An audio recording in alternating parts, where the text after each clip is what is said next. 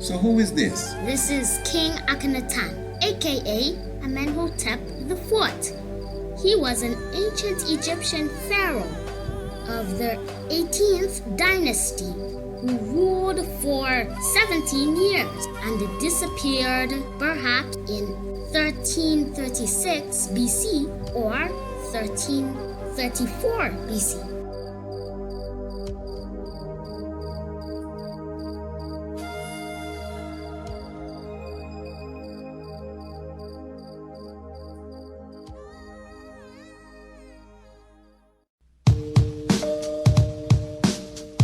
Subscribe to the Mystic Vibrations Shock of the Hour program today and never miss another episode. The Shock of the Hour is a radio and exclusive program produced every Monday, Tuesday, Wednesday, and Thursday. By now, I am sure that you are aware that all our programs are packed with information, inspiration, mystic vibrations, as well as hot button topics. Every evening we enter into a different dimension, even if it is a part 2 of the previous program, whether it's history or mystery, biology or philosophy, domestic affairs or the locks of your hair. The mystic vibration is sure to bring something new and interesting to the table every evening. So never miss another episode again. Subscribe to the Shock of the Hour now.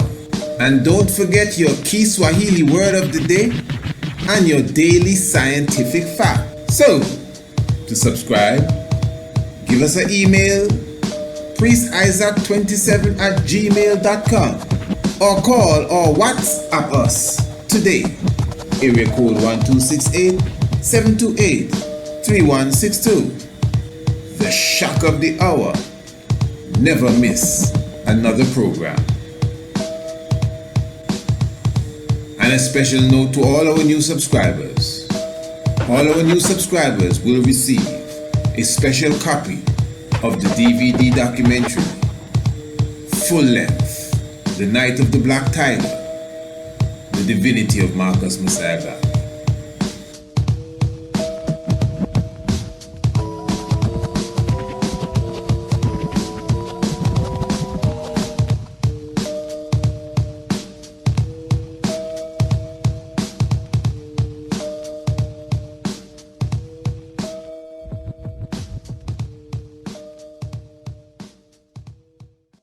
Holy Emmanuel I, Selassie I, Rastafari, as we thankful for this day, the 10th day of December, as we recognize what is referred to in the realms of the Ethiopia Africa Black International Congress Church of True Divine Salvation as the feast of the Passover. Give thanks for your presence with us once again. Of course, you know the Shock of the Hour, of course, in full effect, giving thanks for your presence.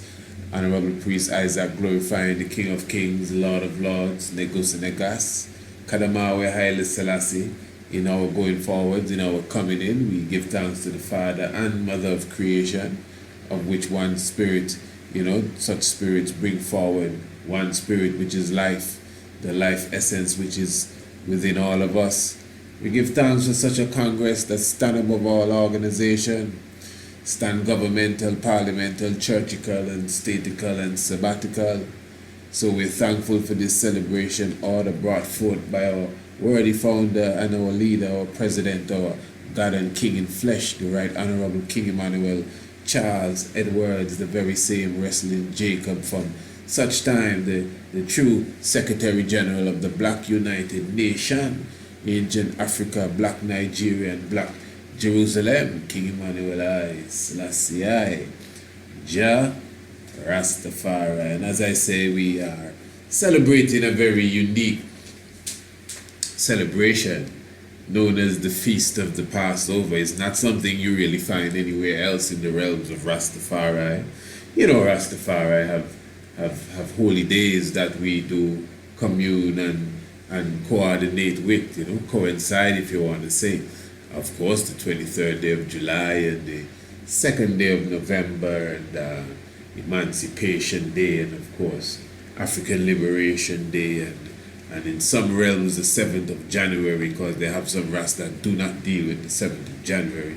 Of course, the 17th of August and these different realms. But the 10th of December, the feast of the Passover, is something that is exclusive to Bobo Shanti.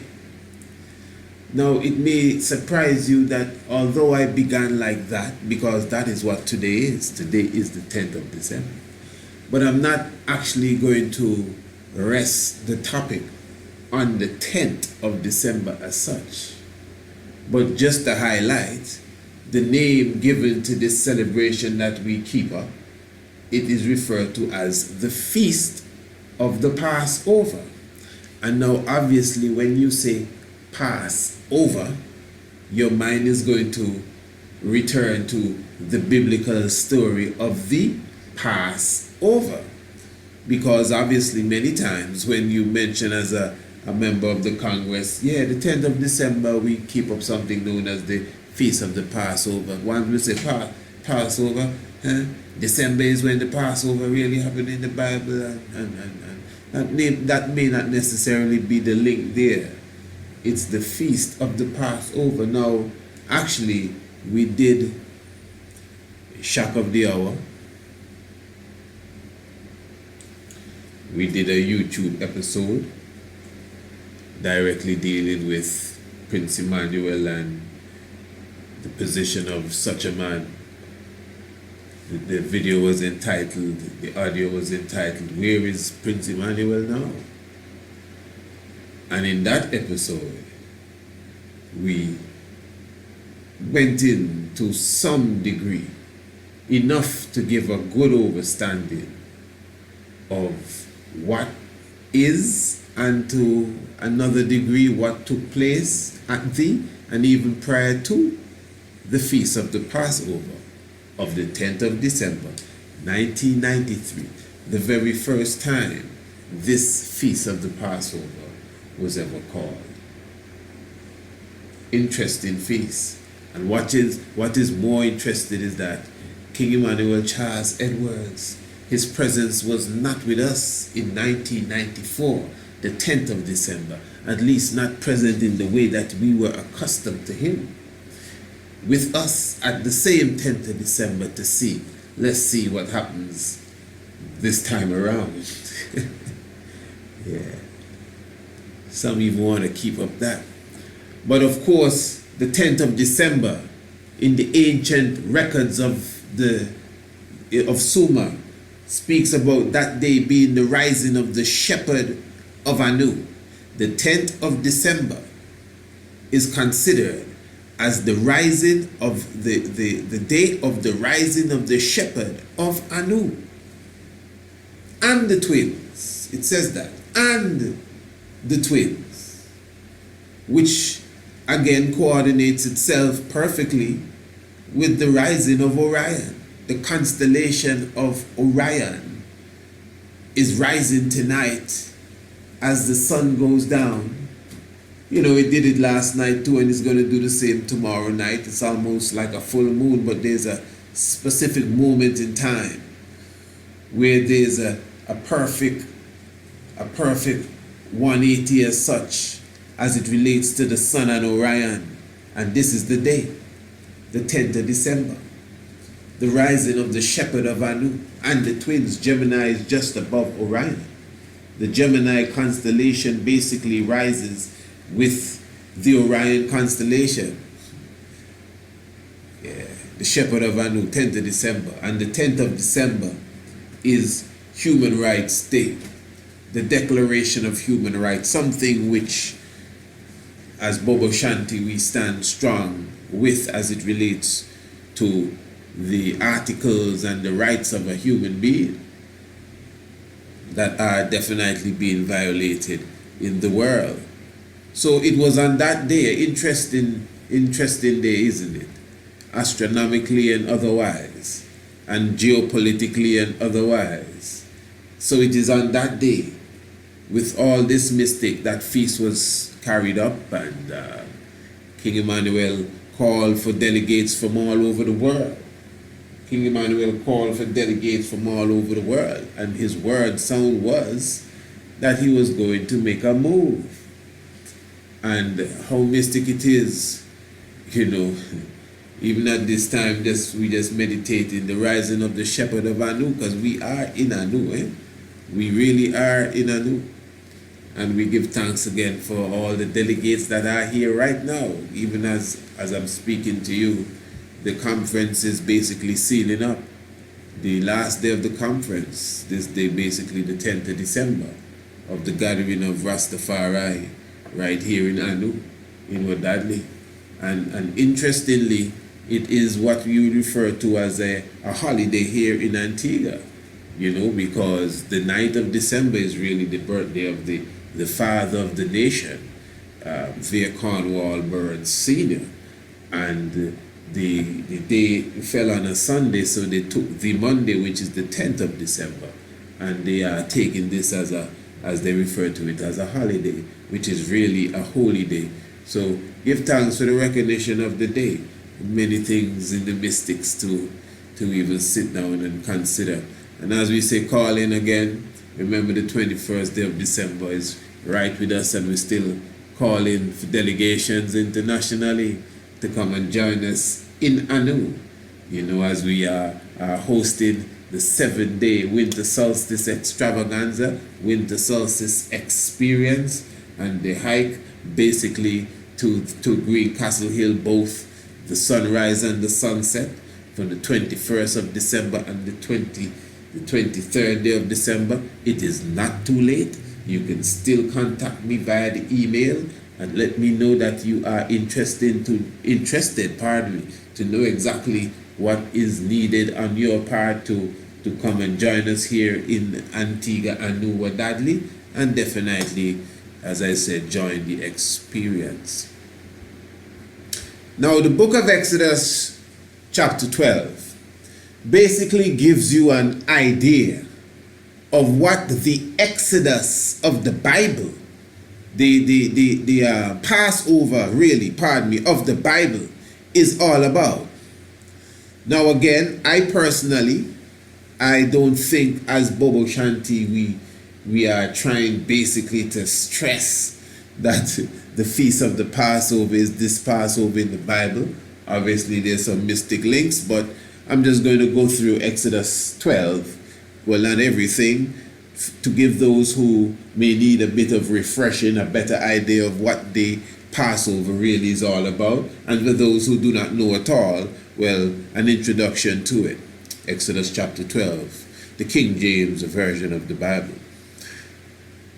And the Lord spake unto Moses and Aaron in the land of Egypt, saying, This month shall be unto you the beginning of months. It shall be the first month of the year to you.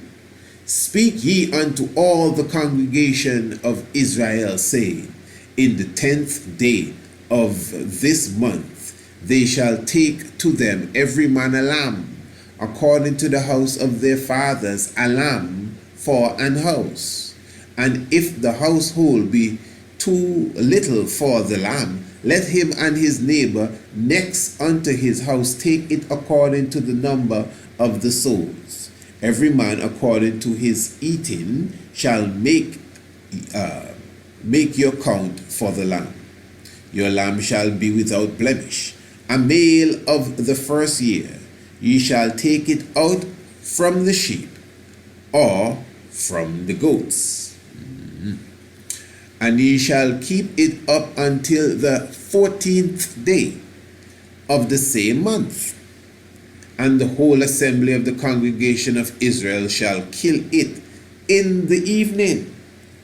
And they shall take the blood and strike it on the two side posts and on the upper doorposts of the houses, wherein they shall eat it.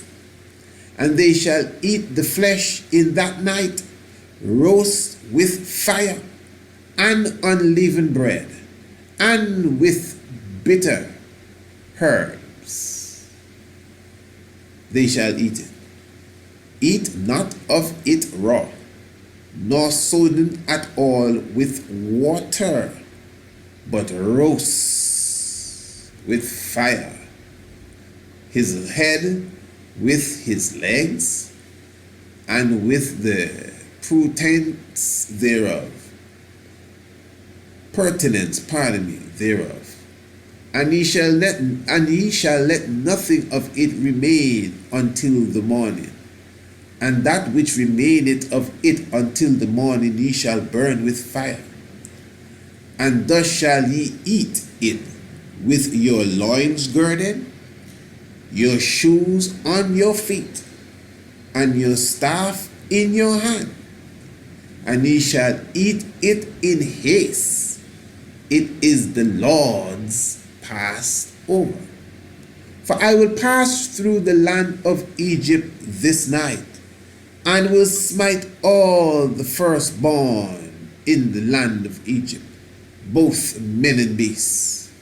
And against all the gods of Egypt will I execute judgment. I am the Lord.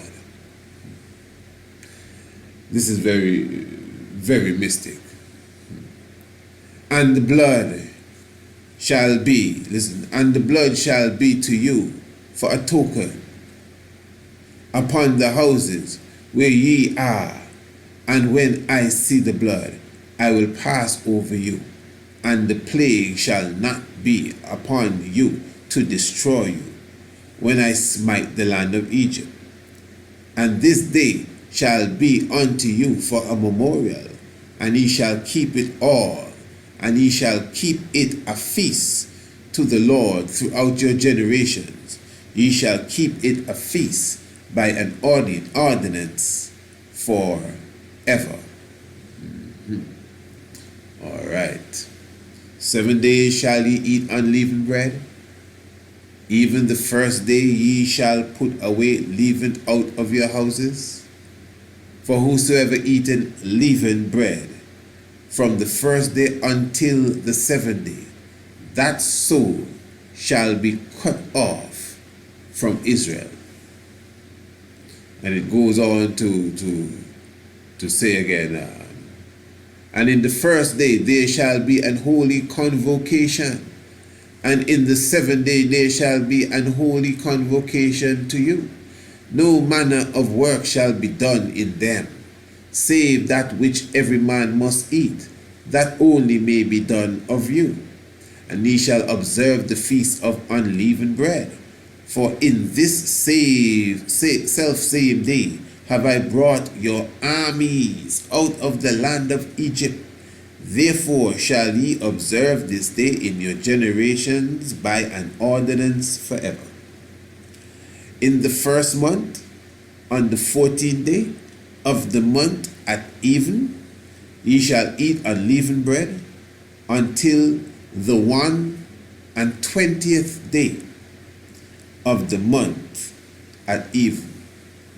And then it goes on to say, the bread again should not be found in your house, or judgment, and it goes through. Okay, so that's basically, I think everyone has an idea now, if you didn't, what the Feast of the Passover is all about. So again, the children of Israel. How far down are we? This is first grade, kindergarten? Okay, let me just make it clear. The children of Israel. These are the individuals that came out of the loins of Jacob. Jacob is the son of Isaac, and Isaac is the son of Abraham. Abraham, Isaac, and Jacob. And Jacob had 12 sons and a daughter, and from the 12 sons came sons and sons and sons and their families, and you have the generations thereof, the 12 tribes of the 12 children of the man known as Israel. Jacob is Israel. His name was changed to Israel. So here we have the children of Israel, who found themselves basically in their inception. Only about 70 or 2 of them, came into Egypt and left there as a great giant multitude. They came in a seed, and they were planted in this place the Bible calls Egypt, and they came out of this as a great multitude and went on to great things and brought the prophets and the saviors of the world from their loins. So even some of their own people had to come back to the same Egypt according to the narrative of the story to kind of refresh themselves and come again to become the resurrected and so many different things. But the point is now, so Israel is becoming this army, because they didn't come in as an army. They came in as a few. They came in as a busload. But now they are this great army in the land of Egypt. And the corruption of the Egyptians and the Pharaoh and all of that has them, under some serious pressure. So some plagues went out, Moses, the great Moses, came forward, and Moses had to lick down Pharaoh with some plagues. But Pharaoh wasn't moving. The Pharaoh said, no man, all right, I can take it. But John know that, listen, it's all right, man, I just play with him, I have something to hit him. When I hit him with this, he will let you go. But even when he let you go, he's still gonna try run you down, but it's all right. I know I have him this time. So listen what I want you to do.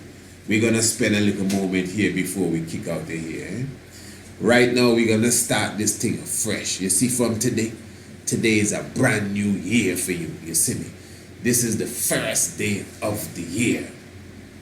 And we're gonna begin this with the Passover, because we're passing over now. We're passing out of this place, we're passing over the Red Sea, and we're passing into a new land. So this is what you have to do. You have to get a lamb or a kid, because it says of a goat too. A lamb, but the lamb is usually the seed. I never hear, the kid of God, you take away the sins of the world. It's the Lamb of God. So, but anyway, so you gotta get a lamb now. First year lamb, brand new, suckling bit, yeah man, real tender and a lamb like that. And it mustn't have any blemish, meaning you gotta get a pure lamb, a perfect lamb. Nothing with too much thing walking behind of it. Just no spot, no one eye, nothing. Just a perfect, clear, untouchable lamb. And you're gonna sacrifice this lamb. When you cut the lamb throat, you're gonna take the blood and beat the doorposts and leave a red mark on the doorpost and above the doorpost as well. You beat up the door. And then you roast this lamb, roast it good. No cooking, no boiling, no try stir fry, nothing. You're gonna roast this in hot fire, and put some bitter herbs on that, and try tuna barbecue sauce and that, man. Bitter herbs we eating this one here with tonight. And make sure you lace up good and staff in your hand and all of that. And no expect to sleep in that bed tonight, because I gonna pass over now.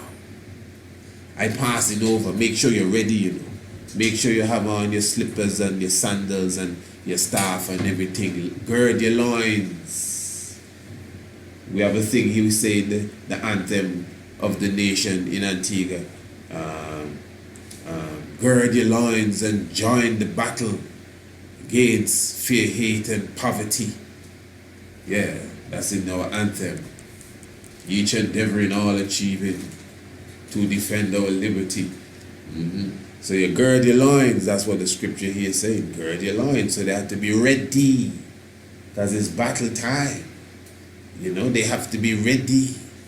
You can't go say you're lacing up shoes now when you hear the whistle blow. Pack your suitcase.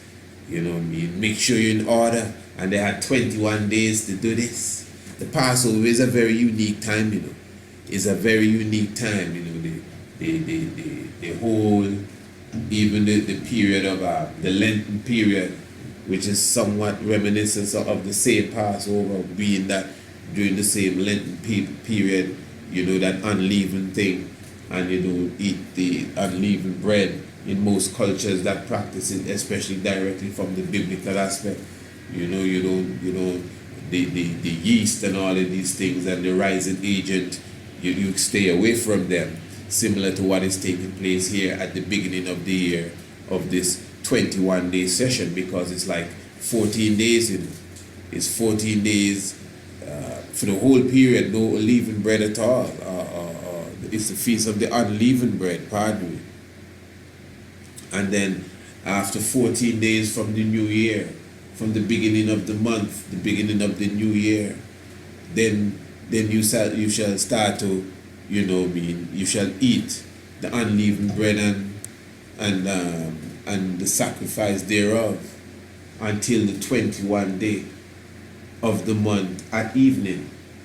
You see the vibes. Until what? The 21 day of the month at evening. So this whole Passover now, how I read it there and how I explained it to you, it is just up to you. You could visualize everything I said, especially from what you've been taught, whatever program is in your brain. And that is no disrespect. We all have programs. I don't mean you've been programmed. We all have been programmed. But you still have programs, even if it's you program yourself in your brain.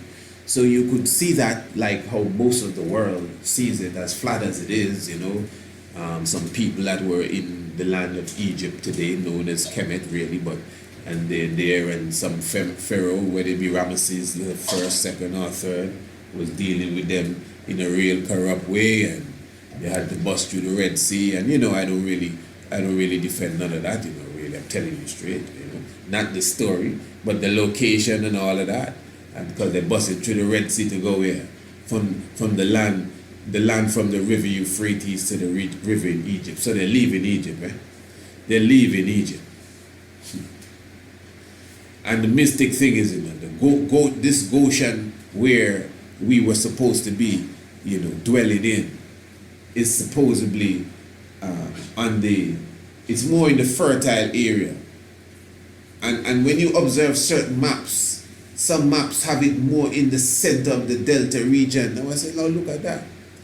But most maps would have it like on the western side of the Nile. So that means after leaving Goshen, to go to the land from the river Euphrates to the river in Egypt, we had to go in the land now. Because in Goshen, technically, in Goshen, you're not in the land from the river Euphrates to the river in Egypt. But for us to get to the Red Sea, we have to go through the river Nile, however we get over the river Nile. And we're technically in the land God gave to Abraham from the river Euphrates to the river in Egypt.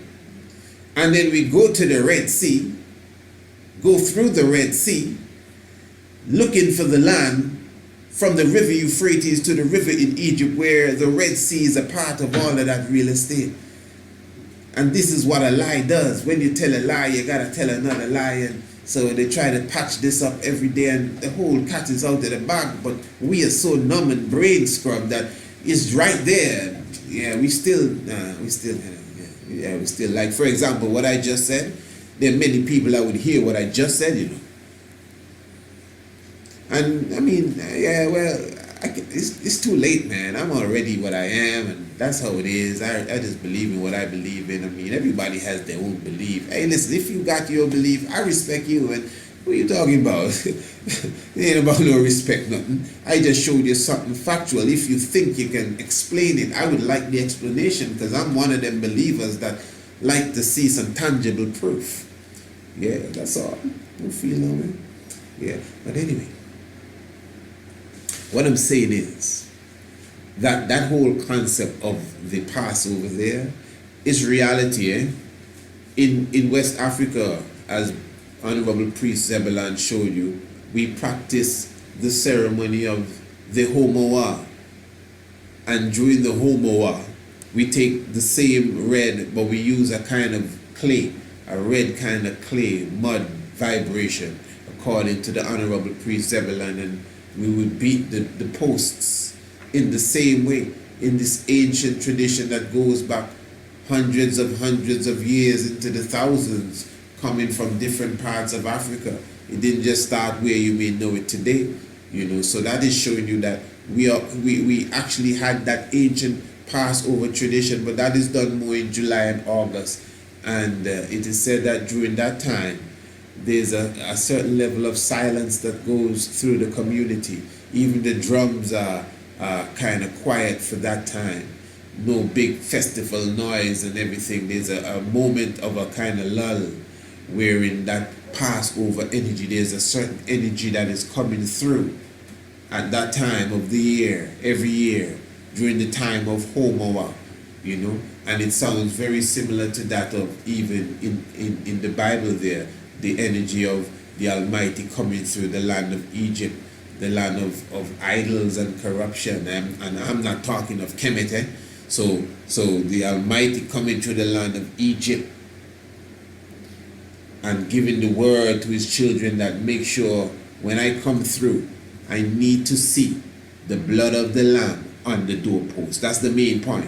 When the Lord comes through the land of Egypt, he wants to see the blood of the Lamb on the doorpost. And once, because he coming to kill people. That's what Exodus 12 is about. It's a mission to murder. He coming to kill firstborn and anybody else that get in the way. Cattle and sheep. He coming to murder. He ain't playing around. He ain't sending no sniper. He not hiring no assassin.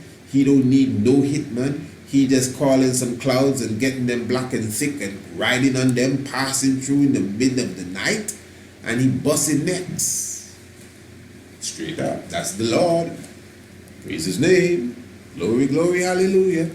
That's what he does. Yeah. Like it or not. So he coming through to do that. And when he come through, he coming through with lightning and thunder. But if you have the blood of this lamb, the sacrificial lamb, what does the lamb mean?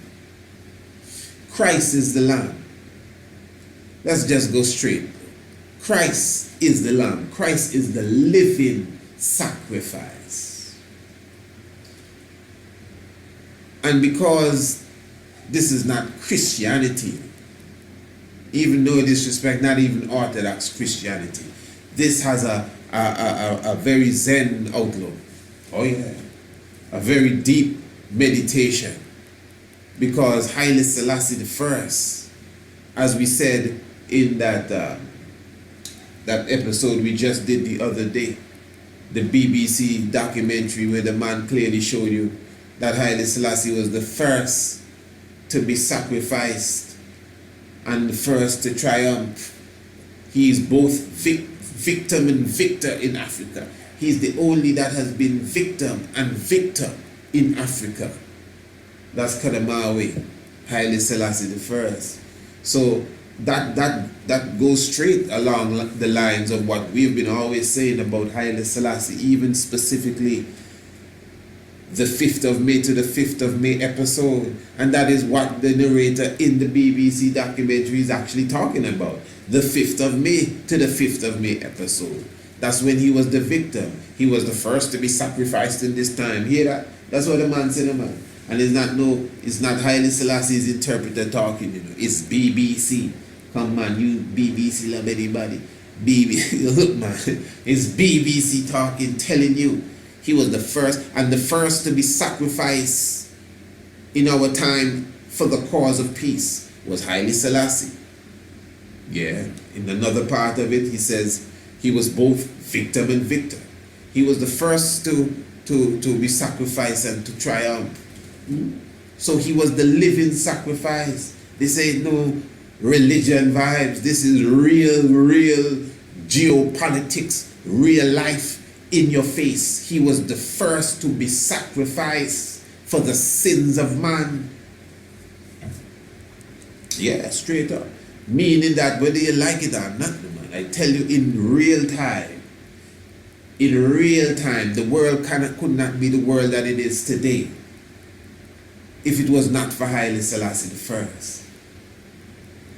And there's a bit of heaven on earth and there's still a bit of hell on earth. And trust me, the bit that is heaven, you better know that if it wasn't for Haile Selassie the first, it would be all hell around here. All, as they say, all hell broke loose. That's exactly what would be taking place. So even the independence that these nations, cherish so much, down to China and Japan, it is through Kadamawe, Haile Selassie, and that 5th of May to the 5th of May business. So even if it is just but symbolic, well, it's good enough. It's symbolic of the higher power who that man is in the seen plus the unseen world. That he could free up all nations. And as Kennedy said, in a short space of 10 years, and even when Kennedy popped out, nations were still being freed up. Caribbean nations freed up. Yeah. He was the living sacrifice, and it is through the sacrifice that he overcame. When he went before the League of Nations, brother, that's the lamb there that was thrown to the wolves. That still, but them wolves didn't know that it wasn't really a lamb. I could look at all the wolves rushing at the lamb, you know. They eat up the lamb. Look like the lamb there shaking, and when the lamb look up, they say, wait, that's not a lamb. That's a lion. And the emperor conquered them and returned to Ethiopia on the 5th of May 41. And the whole story went uphill from there. The resurrected Osiris. Yeah, man, the Orion constellation that rising tonight. The shepherd of Anu himself rising with the twins. Maybe another conversation, I don't know, for another time. Yeah. So I'm just showing you that Haile Selassie, even within himself, represents that sacrificial lamb there. And we will speak of the Iesus Christus of the 2,000 years ago period. But then again now, I heard a Bingy Mama mention, I'm going to bring this up another time, but I'm just going to say it quickly. Remember, she mentioned, and we can't forget the other 16 crucified saviors. Nothing wrong with what she said, but it's just who it came from, you know, but I'm going to speak about that some other time. And, but what I'm saying is, again, you know, Semenkare is ready as well, Semenkare, that is our newest video lecture. Semenkare, our newest video lecture. We will be, you know, we'll be publishing snippets of it on the YouTube, but you could definitely get your copy of our brand new video lecture entitled Semenkare, He Who Is Often Forgotten. You need to get a copy of that. Just email us, priestisaac27@gmail.com, priestisaac27@gmail.com, and get your copy. You need to see that tonight.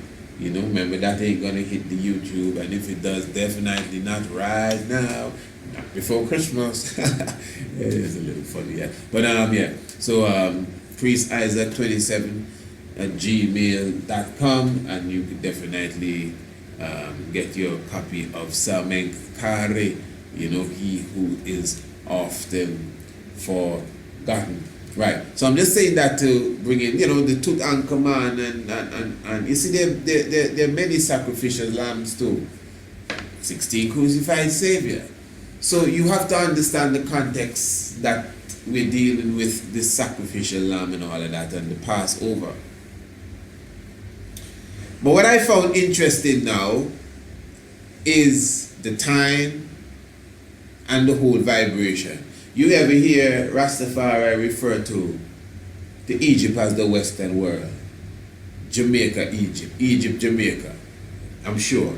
And we as Bobo Shanti now, we use that phrase internationally now. So you hear Egypt Antigua and Egypt Barbados and Egypt Guadeloupe and Egypt Trinidad, Egypt England and all kind of thing, you know, because Egypt, we know we're not talking Africa. We're talking the word Egypt. They just stamped the name Egypt and Africa and Kemet just the other day, you know what I mean? So okay, so if I'm going to take, say I just take, say I take Mozambique and call it Babylon. In the next 400 years, you're going to tell me that's the Babylon that the Bible talking about because he had just happened to name Babylon? Nah, that's not how it goes at all. So the Egypt in Africa is not the Egypt of the Bible that they're talking about, of that captivity. You know what I mean? Yes, they're different Egypts, and that's why you could clearly see something have to be wrong if you leave in Egypt going to the land from the river Euphrates to the river in Egypt. You see, it only makes sense. All right.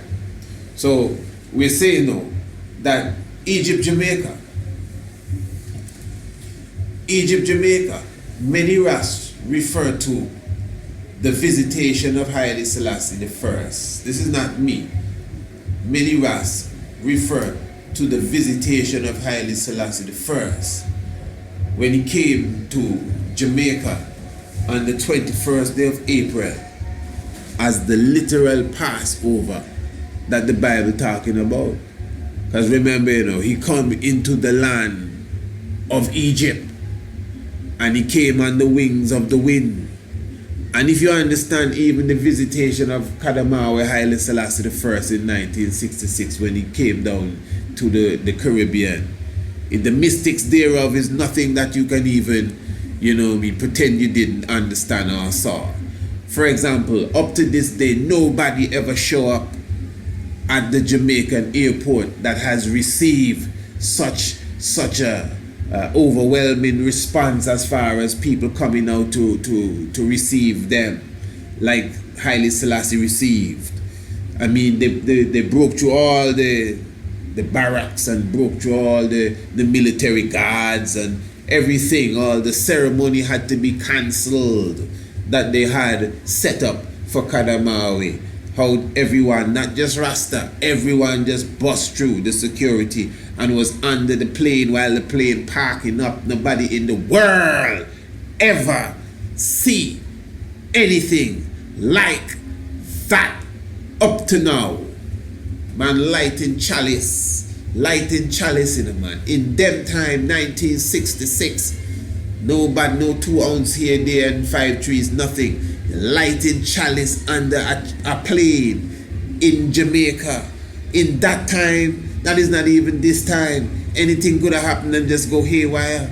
But with the mercy of the Negus and the Gas, the mercy of the King of Kings, everything was set clear and everything was perfect.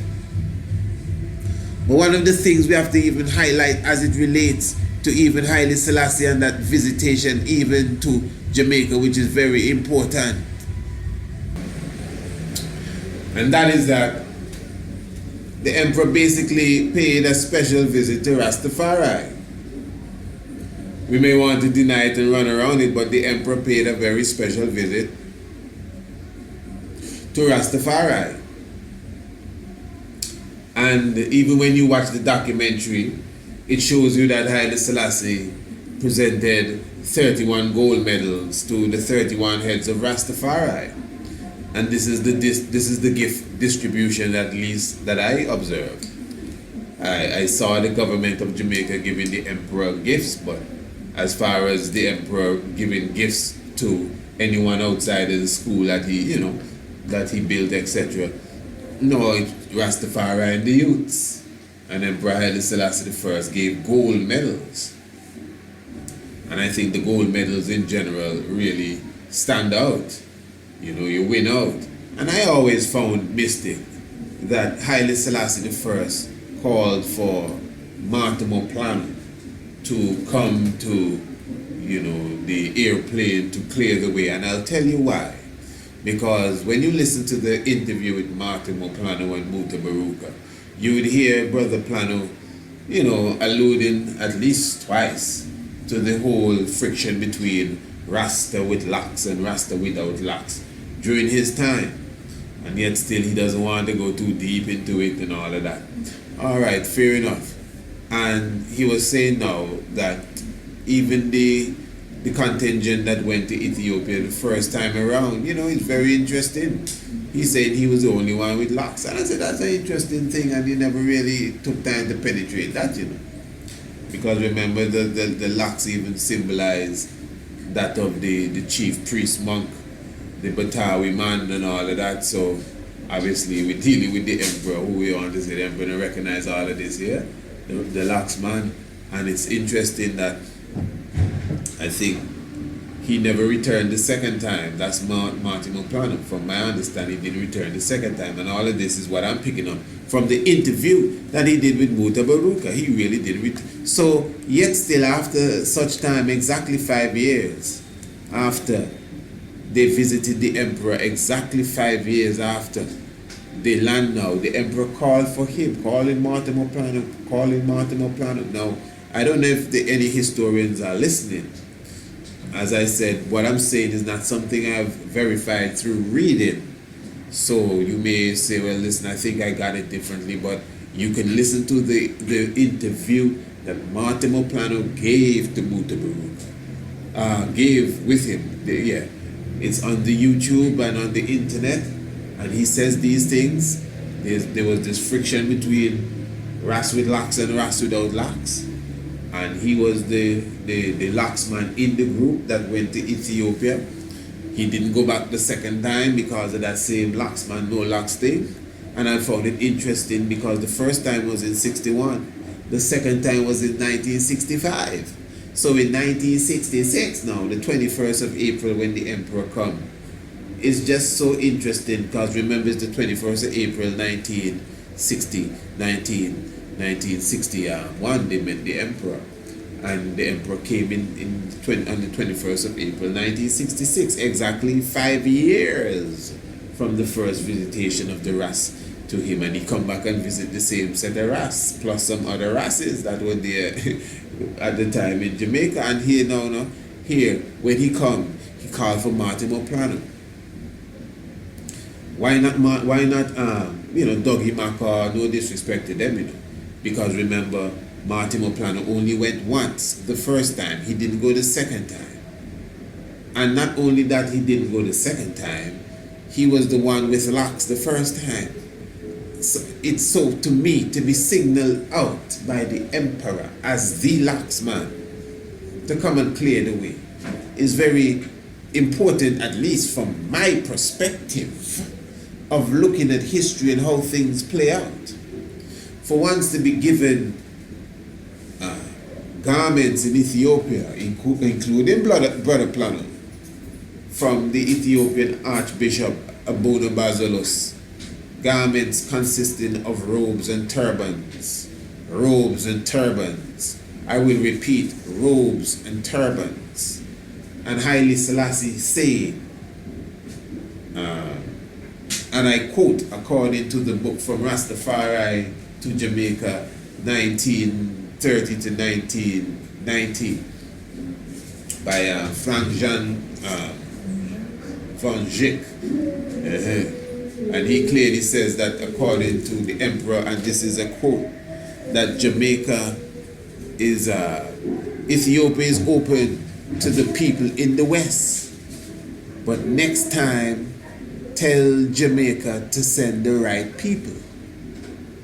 Tell Jamaica to send the right people. Now, next time. And they did come back on next time, which was 1965. And the next year, 1966, Haile Selassie went to Jamaica. The 31 heads of states, we know the Honorable King Emmanuel Charles Edwards was amongst them.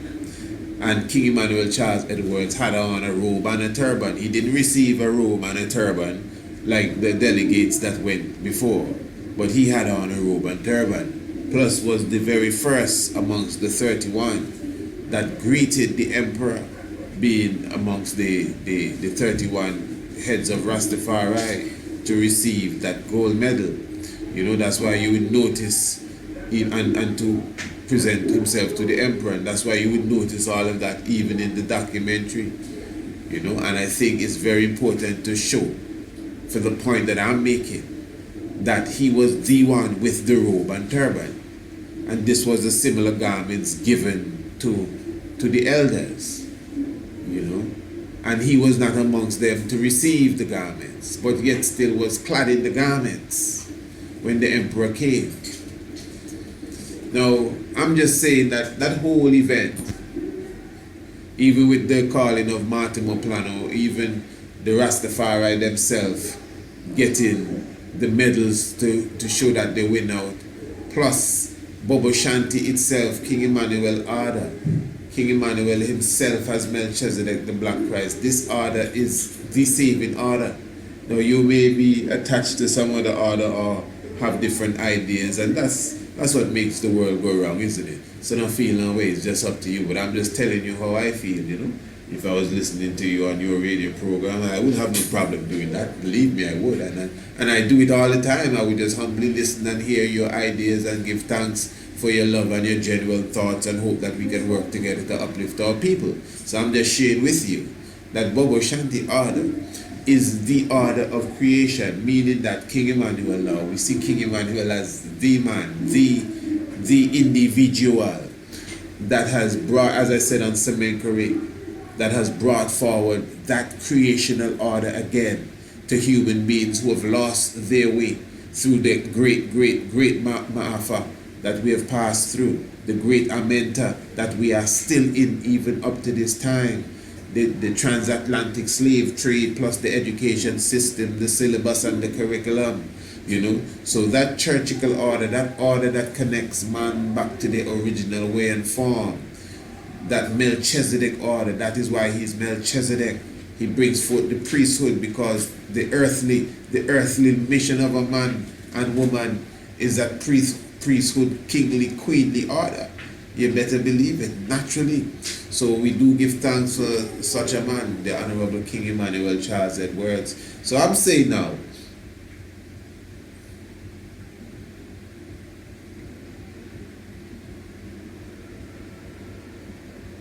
when we were younger, on the first day of April, they used to have this thing where somebody's, oh, lizard on your head, and you start to, All Fool's Day. You ever heard about that? All Fool's Day, All Fool's Day. In some places of the earth, they call it April Fools, da da da da da da. So you have April Fools.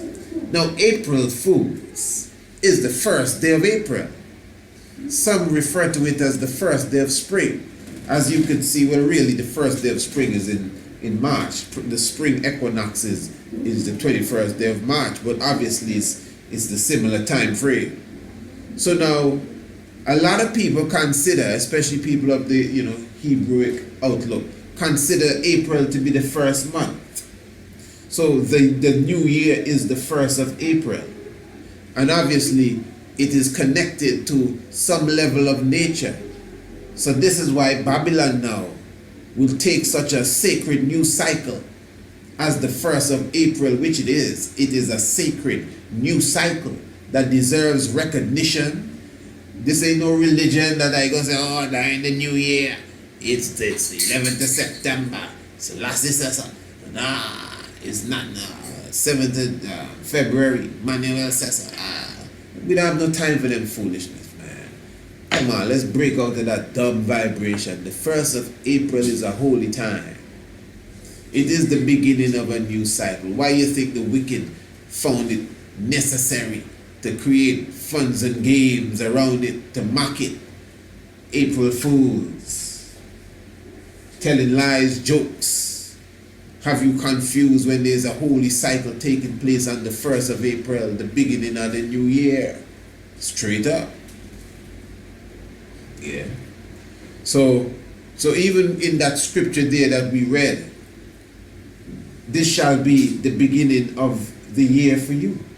Interesting.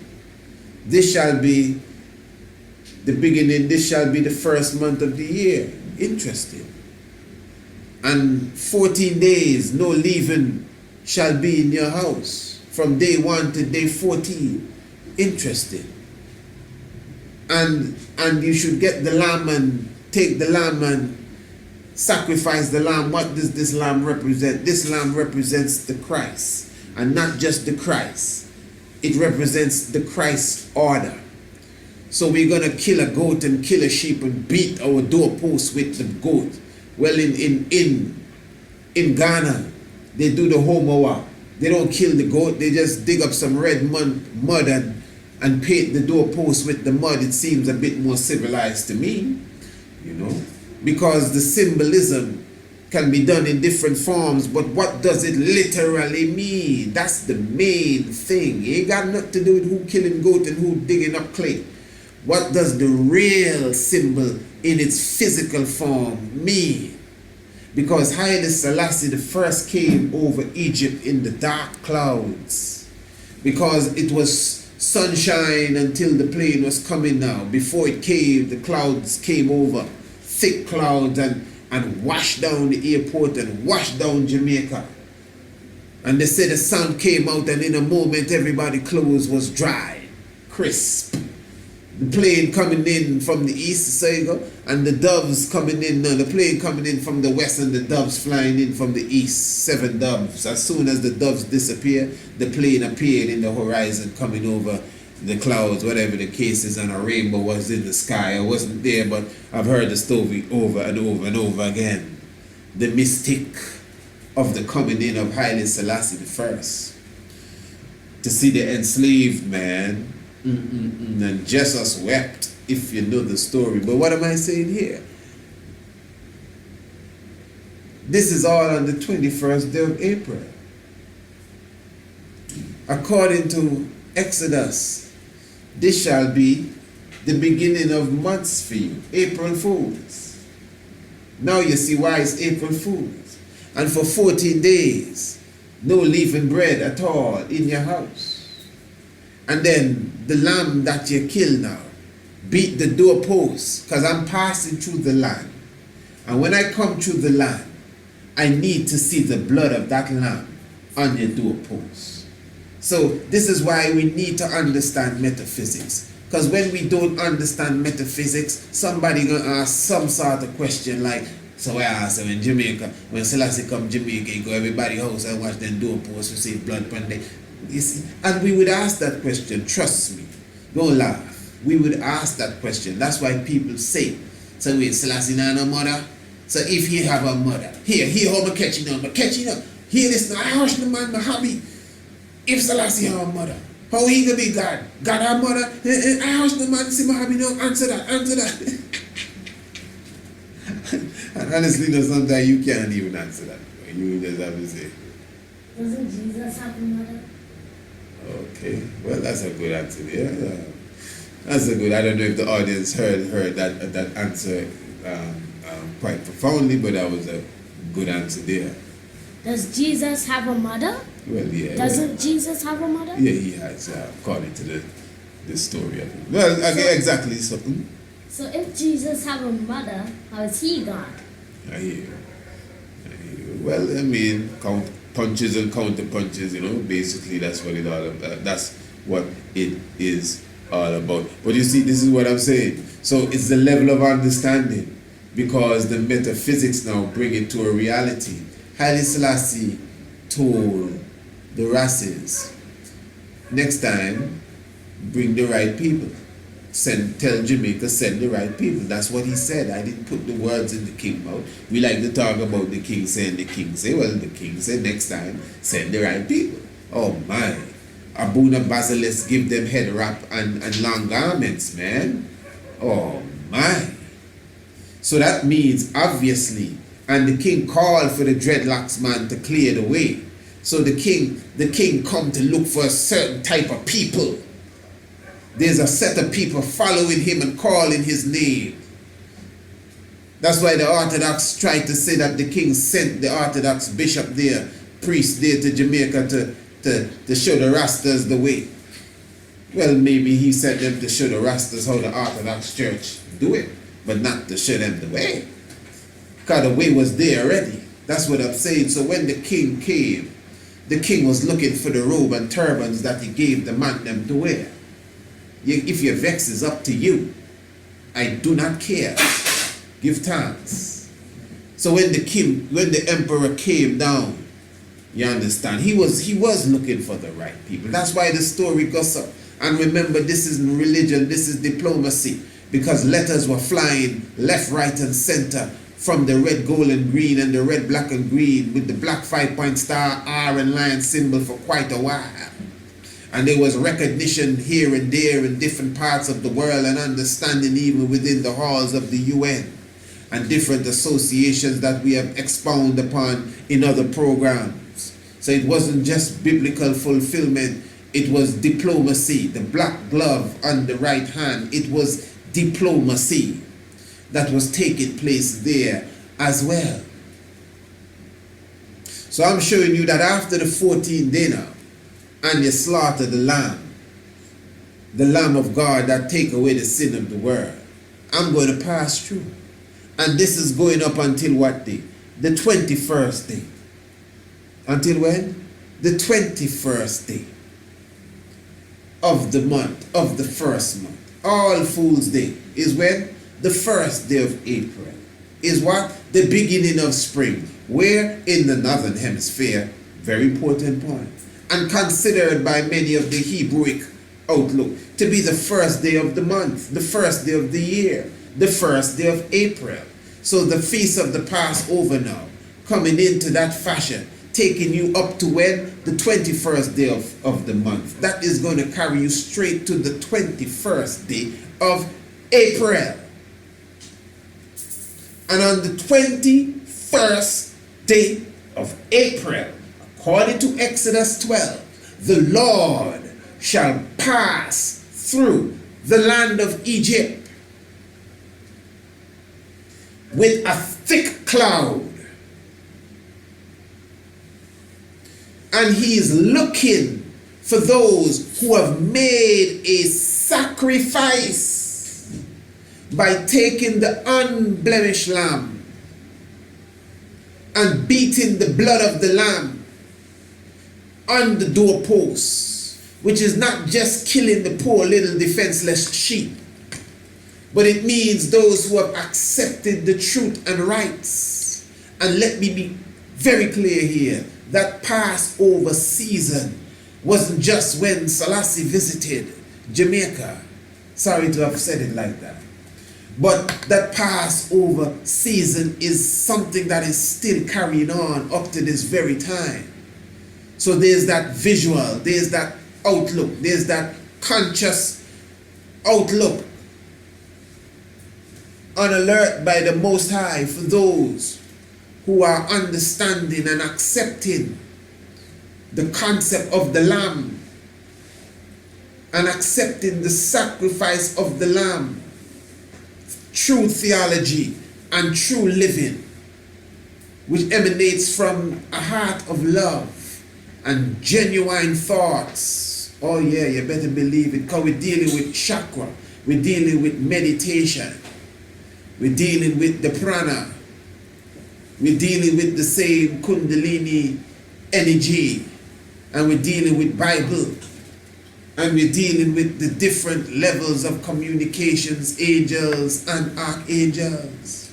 When we speak about all of this, and this is why we accept the order of King Emmanuel Charles Edwards, because from my outlook, the way that Haile Selassie I interacted with the Rastafari, first of all, in general, shows us that if this is the Passover, the blood of the Lamb has to be related to those who have taken it upon themselves to be called by his name, Rastafari. It is obvious.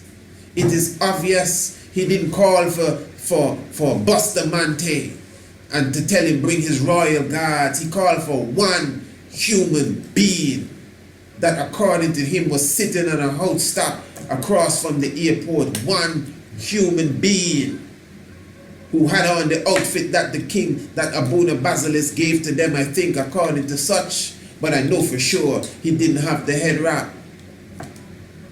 One human being, because they were seen as priests. Mortimer Plano, I'm talking about one human being. The emperor called for one man, a Rasta man, the one that visited him that had the locks before the emperor come out of the plane. It is obvious that the emperor came with Rastafari in his mind. Not no Bustamante, not Norman Manley, not none of them other people there. Or what was the deputy minister? I can't remember. None of these people he came. He came with Rastafari in his mind. He came with gold medals, brother. Gold medals, not bronze and silver. gold medals. And came with diplomatic documents for the Jamaican government as it relates to Rastafari. That is only obvious. It only makes sense. The emperor would never deal with Rastafari on such a high, obvious level to the whole world. Everybody in the world see the level that the emperor dealt with Rastafari. He would never deal with Rastafari on such a high level. And then not directly deal with the Jamaican government diplomatically to show them exactly what his feelings are towards this group, which are severely oppressed and depressed, and how he thinks they should be handled. It only makes diplomatic sense. That is why, as Bobo Shanti, we still advocate for the freeing up of these documents that even the Jamaican government have been withholding from the time the emperor came to the Western world in 1966. He gave them documents concerning Rastafari. As I said, he would not make such a show. He would not invite Rastafari to the government house. They were shocked. Listen to Martin Moplan interview. They were shocked when they said, well, we go in government house? Yeah, and that was because of the orders of the emperor wanting Rastas to be with him wherever he go. Now tell me, just meditate on that. So he would not, the emperor we're talking about it, he would not make that kind of move through the land and did not leave some sort of understanding with the government of Jamaica properly and right in paper, on paper, in writing, as it relates to the Rastafari. Straight up, it only makes sense. And on a theological foundational level, in the midst of the throne, there was a lamb that was slain, having 7 eyes and 7 horns. The 7 spirits of the Almighty was with that lamb. I am saying that is the Honorable King Emmanuel Charles Edwards. And I'm saying that the order that he brought forward is that saving grace. And I'm saying on the 21st day of April, that day that has gone down in history, that day that is seen in the Bible on the Exodus, the 12th chapter, if we are to follow the understanding of the spring season in the northern hemisphere, be in the beginning of the new year and the new cycle, be in April the 1st, according to many Hebrew outlooks, if we are to follow that, well, the 21st day of that first month that is mentioned in the Bible must be the 21st day of April. Come on, it's only maths. On such a day was the day when you could see that whole narrative of Exodus play out, where he came in on the wings of the winds into Egypt, Jamaica, under thick clouds, seeking for the lamb, the blood of the lamb on the doorpost, the Homoa celebration. That is exactly what he was looking for, because he's looking to take us out. And he said, make sure you have on your sandals, make sure that you have your staff in your hand, and eat the lamb in haste. This is for us, Rastafari. We got to look into this. Even Baba Shanti got to look into this, meaning that we need to be always ready for reparation, repatriation. Reparation ain't talking about no money from we're calling people no Glasgow University. I mean the repairing of our nation. Because one thing with the reparation thing, the leader of this repatriation, reparation, compensation discussion, who is the Black Christ himself, clearly said, if not through the ways that we have been advocating, it will happen whether by manhand or by thunder, lightning, and earthquake. It must go through. You understand? And yeah. And as you say, no, it make no sense that you pray for it turn back. You best you pray come quick and done, because it can't turn back. That's the reality of the judgment that come in. It's just a fact. So all of this playing out in history and we marveling and watching documentary and arguing and debating. It's just for a season and for a time. There's a real price to pay in your physical, and the price you pay in your physical is soft to the price you pay in your soul. So you need to guard your soul. That's why right theology is very important. We can tiptoe around it and love everybody no matter what you believe. That's nice. But when it comes to theology and the reality of truth, there is a truth. There is a truth. And there are those that have the truth. And there are aspects of the truth scattered around. But you see, the truth is a mystic thing. Because you could dash a little line in the truth and it change everything. You could have a nice pitcher of juice and you dash a little salt in it and what is this? It's just a little salt, change the whole juice. People that use essence in juice, how essence can change the whole makeup of the juice, make it taste sweet, but the essence by itself is bitter. So a little lie, just a little drop of lie in the truth can change the truth. That is why we try our best to make sure what we speak is the truth. And that is why I must admit that most of what we say is not something that is directly leaning on this book and that book and primary source. It's just a common sense of looking at things from a mystic angle. We thrive on that.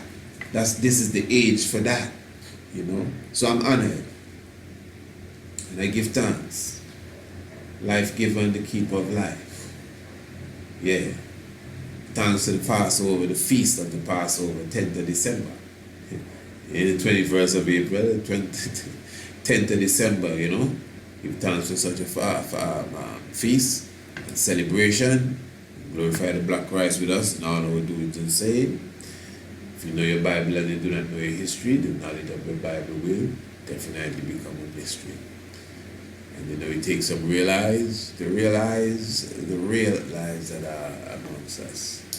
Holy Emmanuel, Selassie, Rastafari, heart of celebration. So who is this? This is Queen Nzinga. She was the 17th century warrior queen of the Ndongo and Matamba kingdoms, which is modern-day Angola. She was born in 1583 and had two sisters, Makambu and Kifunjin Bandi, and a half-brother named Mbandi.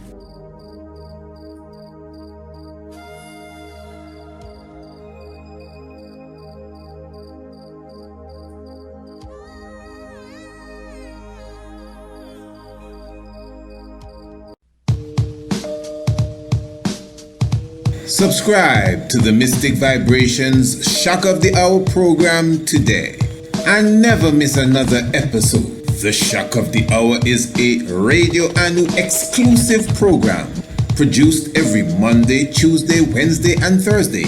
By now, I am sure that you are aware that all our programs are packed with information, inspiration, mystic vibrations, as well as hot button topics. Every evening we enter into a different dimension, even if it is a part 2 of the previous program, whether it's history or mystery, biology or philosophy, domestic affairs or the locks of your hair. The mystic vibration is sure to bring something new and interesting to the table every evening.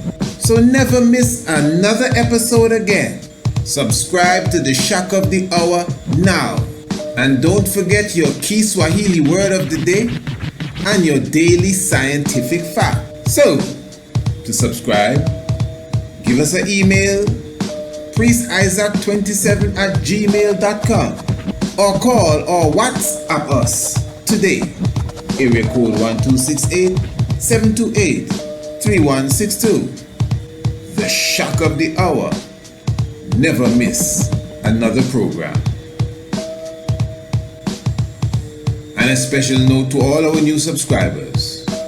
All our new subscribers will receive a special copy of the DVD documentary, full length, The Night of the Black Tiger, The Divinity of Marcus Messiah God.